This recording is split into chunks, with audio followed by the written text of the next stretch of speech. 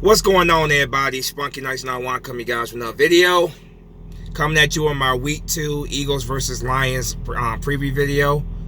Eagles return back to home following a very disappointing loss to the Falcons in Week 2. This game against the Lions, man, we're going to learn a lot about our football team. We're going to learn a whole lot about them. Week 2 against the Falcons was literally the body bag game.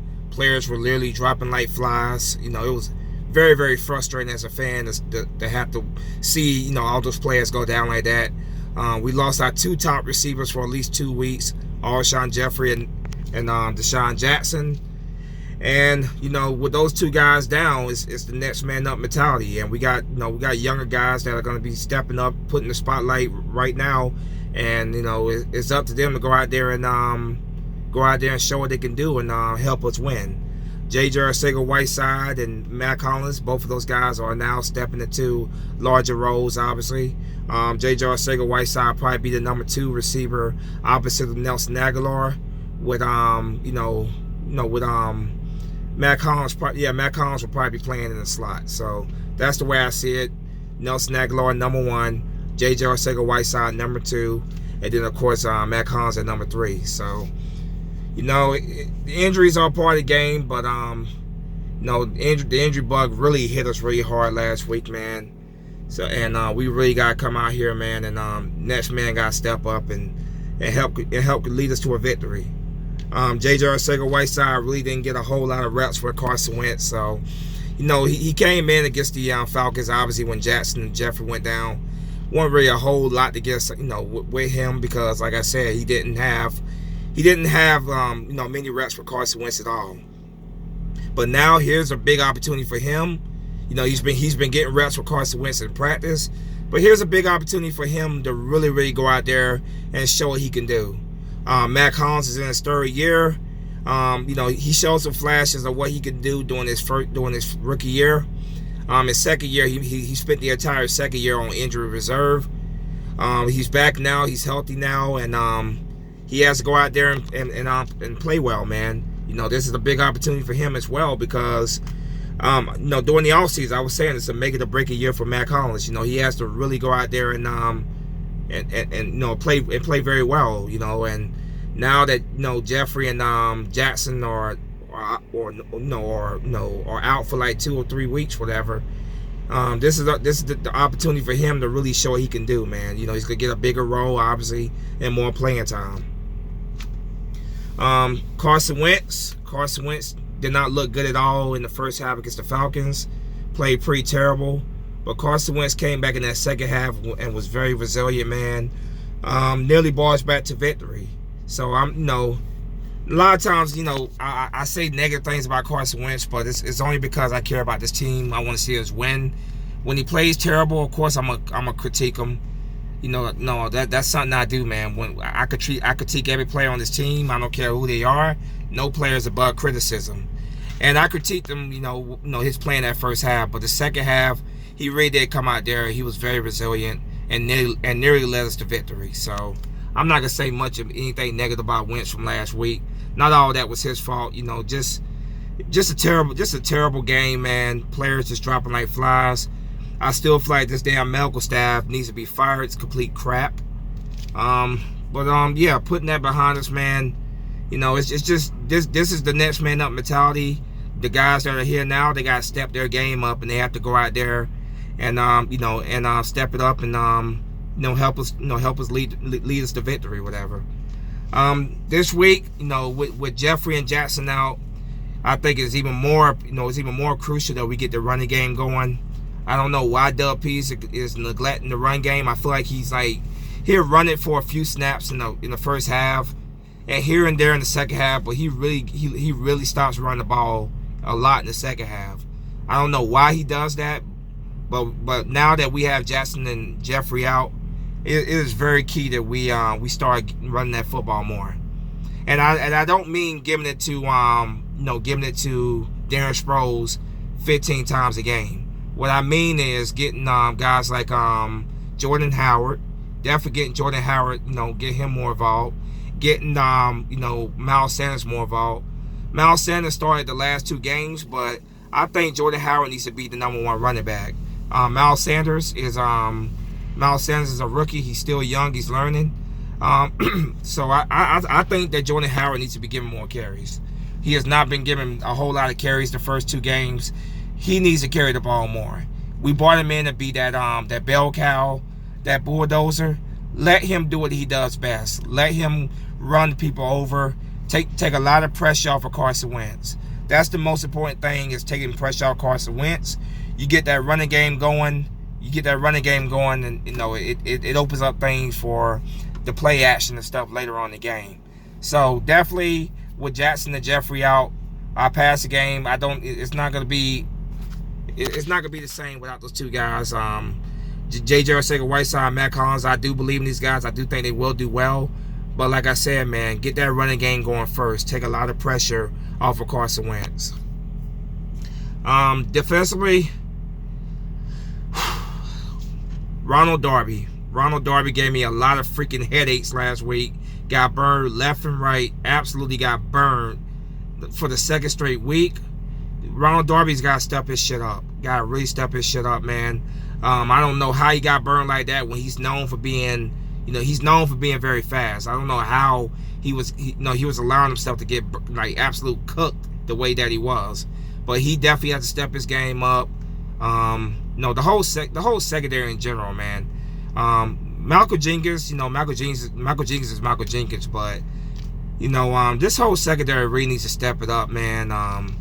Going against Matthew Stafford this week. Matthew Stafford obviously is a big arm quarterback.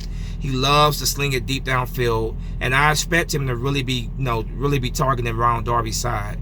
After the way Ronald Darby's been getting burned the past couple weeks, I definitely expect Matthew Stafford to be targeting him a lot. And Ronald Darby has got to step his damn game up. No question about it.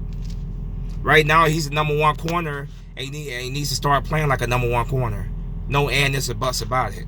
That watching the way he got burned in that first and second game, it was painful to watch. Absolutely terrible to watch. So Darby, definitely step your shit up, man. We can't have a repeat of you just getting burned left and right. Defensive line took a hit. First week we lost Malik Jackson. Then we lost Timmy Jernigan the following week.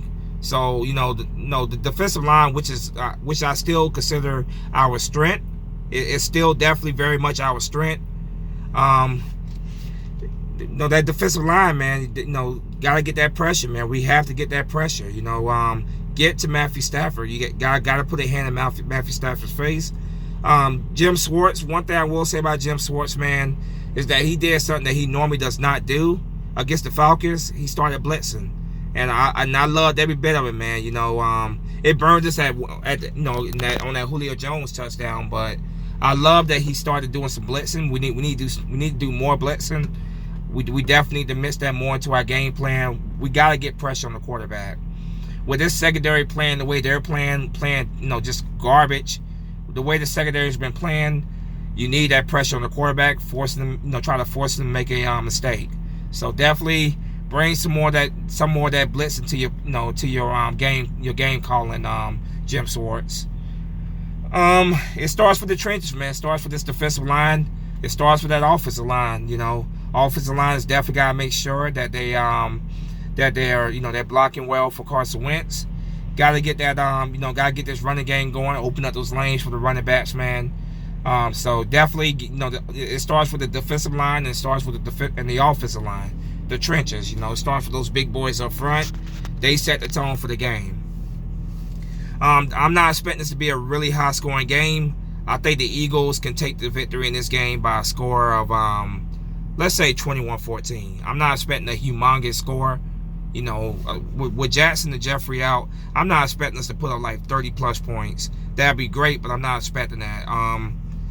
Like I said, 21-14 is my score prediction for this game. It's going to be at the Link. The Link is going to be very, very loud, being back in Philadelphia. I definitely do think we could beat the Lions. The Lions are, okay, they're an okay team, a good team, I guess. Okay team. But I do think that we could definitely beat this team. We gotta make sure that we like I said, gotta make sure that we get this running game going, take a lot of pressure off Carson Wentz, and then once you take that pressure off Carson Wentz, you can start killing them in the middle of the field with the play action. There is no linebacker on the Detroit Lions that can cover Zach Ertz in the middle of the field. So I expect a big game. I definitely expect a big game from Zach Ertz. I think, like I said, none of these linebackers can really cover Zach Ertz in the middle of the field. So I definitely do see a lot of passes thrown to Zach Ertz in this game. Not quite sure about Dallas Goedert. Dallas Goedert obviously re-injured himself before the Falcons game. I'm not quite sure if he's going to be playing or not. I have to look at the injury report again. But if he's not out there, then I would imagine that Alex Ellis would be the next guy up. Alex Ellis, who the Eagles promoted to the main roster early this week. So it's just that next man up mentality, man. These next couple weeks without Jeffrey and Jackson are really going to show just how resilient this team is, man. We're going to learn a lot about this football team, whether or not they are truly a contender or not. We're going to learn a lot about them because, one thing about this team, we have been very, very resilient. Even when we suffer so many different injuries and stuff, man, this team has been really resilient, and they got to be really resilient these next couple weeks, man. Crossing my fingers, man, hoping that we don't see another terrible game in terms of damn injuries. Like we did last game, man. We cannot afford many more injuries. So let's hear hoping, man, that we go out there, we do what we gotta do, and we get the victory. Like I said, it starts with the trenches, man. Offensive lines definitely gotta pass block very well for Carson Wentz. Gotta open up that running game for the running backs, and it's very key that we get this running game going very early in the game, and we let it set the tone for the game. On the defensive line, man, Jim Schwartz, like I said, did a pretty good job of when it came to mixing this blitzing the blitzing and stuff. Definitely continue to do more of the blitzing, try to force Matthew Stafford, try to force Matthew Stafford to make a mistake. Get that pressure in his face. That definitely will help with what I consider our weakest point, our weakest part, which is the secondary. It would definitely help the secondary out a lot if we can get some hands in Matthew Stafford's face. Like I said, not expecting a humongous score, 21-14 Eagles. So let me know what you guys think in the comment section. That's my preview for this game. Let's go out there and get this victory, man. Let's improve the 2-1, and man, let's show the lead, man, that despite all these injuries, man, the Eagles are still a very good football team, and we're a very resilient bunch. But let me know what you guys think in the comment section, man. As always, go Birds. Spunky Nuts 91 is out of here. Flag will fly. Peace.